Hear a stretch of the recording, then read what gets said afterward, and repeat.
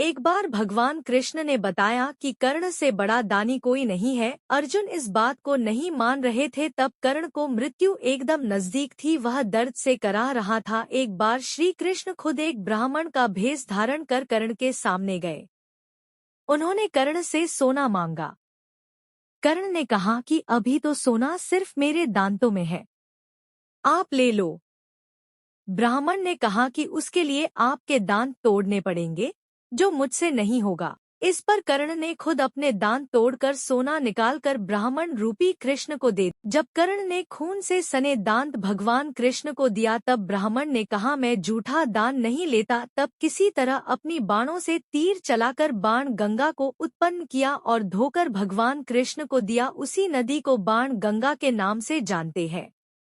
ने मार्ग से विचलित नहीं हुआ, उससे बड़ा दानवीर कोई नहीं है।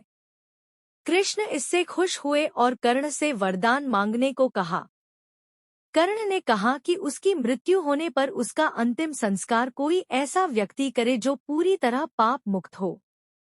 एक बार कर्ण अपने रथ से कहीं जा रहा था, तभी उसके रथ से एक बछिया की मौत हो गई।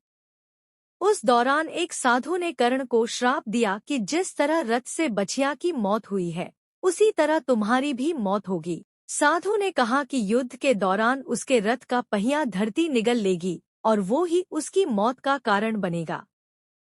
महाभारत युद्ध के 17वें दिन कर्ण के रथ का पहिया जमीन में धंस गया।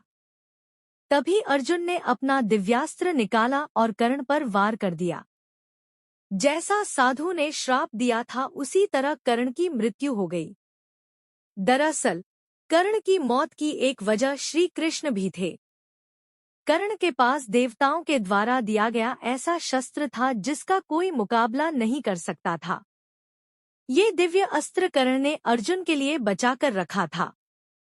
जब भीम का पुत्र घटोत्कच कौरवों की सेना पर कहर ढा रहा था, तब मजबूरन कर्ण को उस पर दिव्य अस्त्र का इस्तेमाल करना पड़ा। इसके बाद श्री कृष्ण ने अर्जुन को बताया कि अब तुम्हें कोई खतरा नहीं है। कर्ण ने दिव्य अस्त्र का इस्तेमाल घटोत्कच का वध करने के लिए कृष्ण ने कहा। तब कर्ण ने ब्रह्मास्त्र घटपिश ने मार दिया। अब तुम कर्ण का आसानी से वध कर सकते हो। इस तरह कृष्ण के कहने पर अर्जुन ने कर्ण को युद्धक्षेत्र में मार गिराया। कर्ण की मृत्यु के बाद सवाल उठा कि उसका अंतिम संस्कार कौन करेगा। दरअसल कृष्ण ने कर्ण को पहले वचन दिया था कि कोई ऐसा शख्स ही उसका अंतिम संस्कार कर सकेगा। कृष्ण ने अपने हथेली पर उसका अंतिम संस्कार किया को पाप से मुक्त था।